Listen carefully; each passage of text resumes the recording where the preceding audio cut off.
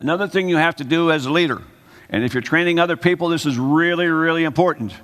You have to teach them how to have transparent integrity. In other words, be very honest. If we're going to move the facility from Kiev to Odessa in 2021, when are you going to tell the workers you're moving it in 2021? In January 2021, or are you going to tell them ahead of time? You're going to keep a secret. You might want to tell them ahead of time so they can plan the same way you're planning. Be honest. If the market's going down, go talk to your workers and tell them the market is going down and we're losing business. I need your help. I need your ideas. Be honest with them. Now, in my leadership class, I also teach people that asking for help is a sign of strength, not sign of weakness. If you go to your workers, tell them you don't know something, you need their help in figuring it out, how to improve it, how to make it better, they have the knowledge, you don't, they will probably help you. Asking for help is a sign of strength. If you're not competent, if you're a weak leader, you're not going to want to let anybody know that you don't know all the answers. You want them to think you know all the answers. But if you're confident and you talk to your people, you need to let them know you don't have all the answers. How could you? You're the director or manager of a large company, so many different processes. How are you going to know all of them? It's impossible. So you want to go down and ask for help. Don't be afraid to do that. When you get ready to hire people, most of you are going to go out and find some very, very highly qualified people. And as a leader, do you know what to do with those highly qualified people? If you hire highly qualified people who can really do a good job, what do you need to do? Get out of their way. If they're highly qualified, give them their assignment and then step back. Let them go. Let them do their job. That's why we hired them. That's why we're giving them a good salary. They're supposed to be the best at what they do. If they're the best and you're interfering, what's going to happen? Step back. Let those people go. Let them do what you're paying them to do. Okay? Don't interfere with them. Are you confident? Are you confident? When you get up in the morning, you turn off your alarm, you use the bathroom, you get dressed, and as you're getting dressed, you look in the mirror. When you look in the mirror, do you like what you see? I don't mean are you heavy or light or tall or short. Do you like yourself? As a leader, if you don't like yourself, it's going to be a problem, because I'll continue the story. You go in the kitchen, you eat your breakfast, you either go in your car or public transportation to work, and then you show up. When you walk through that door, if you did not like yourself in the morning, the workers are going to know that. They're going to read your confidence before you open your mouth. You have seen your bosses, right? You can tell when your boss is having a bad day when they walk in the door, right? Where's their confidence? They don't have it, or they left it behind. Not good. They got to change that. You got to have confidence. You've got to believe in yourself. Now, we got a lot of women in the group, and I just spoke at an international women's conference, and one of the primary things that conference wanted to work on was women having confidence in the workplace. So for so many years, we've been holding the women down and thinking they weren't competent. They are just as competent as men, but they don't have a lot of faith in themselves. They got to step forward. They got to try things. That works for us men also. Us men have to have confidence. We have to be willing to try something. If you're not willing to try something and get out of your normal habit, nothing's going to change. There's an old English saying that we use frequently in America. If you always do what you've always done, you're going to always get what you always got. You have to do something different. Be willing to change a little bit. Take that extra step. Speak up when you want to, not when you're shy, afraid to, but speak up when you want to. You got to do something different. If you do something different, you'll be surprised with the results. Now, I've been around several years, and I think there's only one or two people here in the room who are older than I. Today, we fly higher than birds fly. Right? Yeah, we do. They don't fly as high as we do. What is possible tomorrow? What is possible tomorrow? There's a question I like to ask in my classes on leadership, because a lot of leaders get stuck in their position. The question I ask them is, what can we not do today, but if we could, it would increase our competitive position. It will increase our competitive position if we did it. What can we not do today, but if we could, it would make a huge change in the company. What if we asked that question about you? All of you as individual leaders. What can you not do today, but if you could, it'd make you more successful? Maybe it's learn another language. Maybe it's learn a different skill. Maybe it's take a different approach when you hold meetings. What are you not doing now that you could do? That's what we have to think about. And when we think about that, we need to understand that almost anything is possible.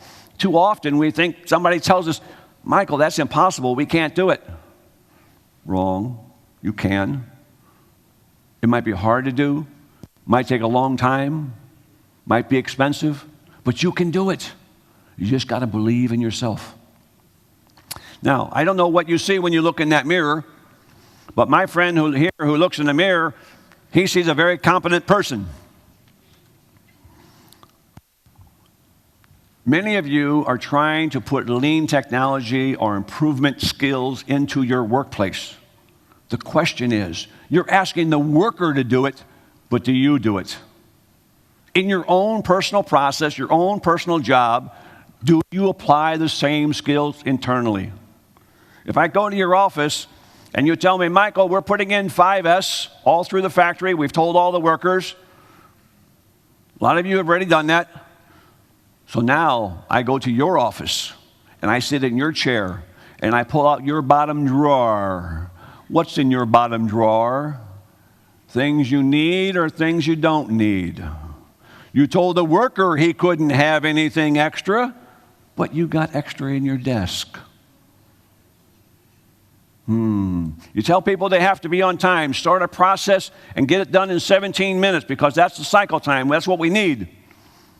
And you call a meeting, and when you have people come into your meeting, you run 20 minutes over. How can you run 20 minutes over when the worker can't run over? The worker has to be in his cycle time. He has to please his customers. What about you as a leader? Do you please your customers? You need to be practicing the same lean skills, the same improvement skills that you're asking the workers to do. Don't ask them to do something that you're not willing to do. Make sure that you do it also. Listening. Are you a good listener? Do you listen to your people? And people say, oh, yeah, Mike, I listen to them all the time. They talk to me, I get the information, but I'm not sure you know how to listen. So I'm going to give you 4 very, very, very simple steps to make you a better listener. And if you practice them, your workers will want you to go talk to them. They won't run away when you come toward them. They will seek you out to give you answers if you practice these 4 skills. First skill, when I go to him and I ask him a question, after I ask the question, what should I do? Shut your mouth. Put a zipper on it. Keep it shut. Say nothing. Stay silent. Wait for that person to respond. Second step, make eye contact and keep eye contact. It is very, very rude, and I'm sure people have done it to you. They're going to ask you a question, and then while you start to answer them, you're on your cell phone, and they're trying to answer your question. Are you paying attention to them? No. Should you be paying attention to them? Yes. But you're not. So make sure, second step, keep that eye contact. Third step, make sure you have some way of taking some small notes. You can do it electronically, you can do it on paper, whatever. You don't need to take long notes, but write a few words down about what he said. Just take a couple notes, because when you go back to your office, you're going to need to know that information, and you're going to need to get it correct. And if you're going to try to get it correct, you've got to have a little bit of information on it. And the fourth thing, this is the one they were talking about this morning. You heard a couple of speakers talk about it already. When I finish, I've asked him a question. He has given me what I asked for. What should I do?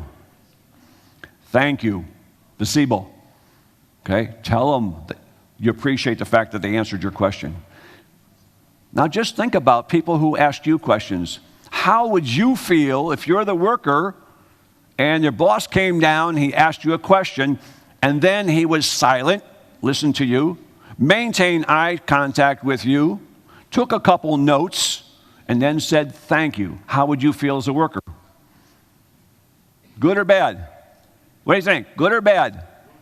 Good, right? That sounds good. We would like that to happen to us. But people don't do it. Nobody trains those leaders to be a good listener. You need to think about that. It's very, very important. And when you start to listen to your people, it's very important that you realize they are not robots. They don't just spit out information on a regular basis. They're not robots. Sometimes they have to think. Sometimes their answers might shock you. Sometimes their answers may be different than what you expected. That's because they are human. They are not robots. Don't go to the shop floor as a supervisor and ask questions and expect to know what the answers are going to be. If you knew the answers, why did you go ask? You don't know what the answers are going to be. You don't know what the worker is going to respond because he's a human, not a robot. So you need to keep that in mind, that these people are alive. Now, I like this picture a lot. Maybe a couple of my colleagues know where this is at. Most of you probably do not. This is in Colorado, in the United States. Not far away from Aspen, and maybe you have heard of Aspen. That lake is 2,500 meters above sea level. The mountains in the background, there are 52 of those mountains in the background in our state, 52 of them, over 4,000 meters high. I live very close to this lake. In our city in the United States, we have the U.S. Olympic Training Center in my city. Why do we have our Olympic Training Center in Colorado Springs in the United States? There's a reason. Athletes from all over the world come to our city to practice their sport. And if they can perform their sport at high altitude with low oxygen, and then they come back down here closer to sea level, they have a lot more capability. They can perform a whole lot better. So people who know where my home is, they say, oh, Michael, now we know your secret, because in class often my students say, you got a lot of energy. Well, when they hear this little story, they say, now we know you got more oxygen. Because you got more oxygen, you have more energy. They say it's the altitude that determines my attitude. They got it exactly backwards. It is your attitude that determines your altitude. Just think about it. If you go back to work and anything you've learned in this conference the last 3 or 4 days or today, you go back and you try to implement it with a negative attitude, who's going to want to help you? Who's going to want to be on your team?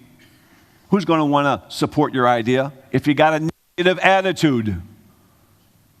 But if you go back to work with a positive attitude, saying we can do this, we will do this, we will make it happen, we will be successful. If you've got a positive attitude, people will want to be on your team. People will want to help you. People will want to support you with a positive attitude. And if you're looking at promotion, how many of you want to promote somebody that works for you and has a negative attitude? Nobody. You want to get promoted, think about a positive attitude. It's going to help. So many of the things you hear today, they will work with a positive attitude. With a negative attitude, they will not. It is up to you to decide on what kind of attitude you have.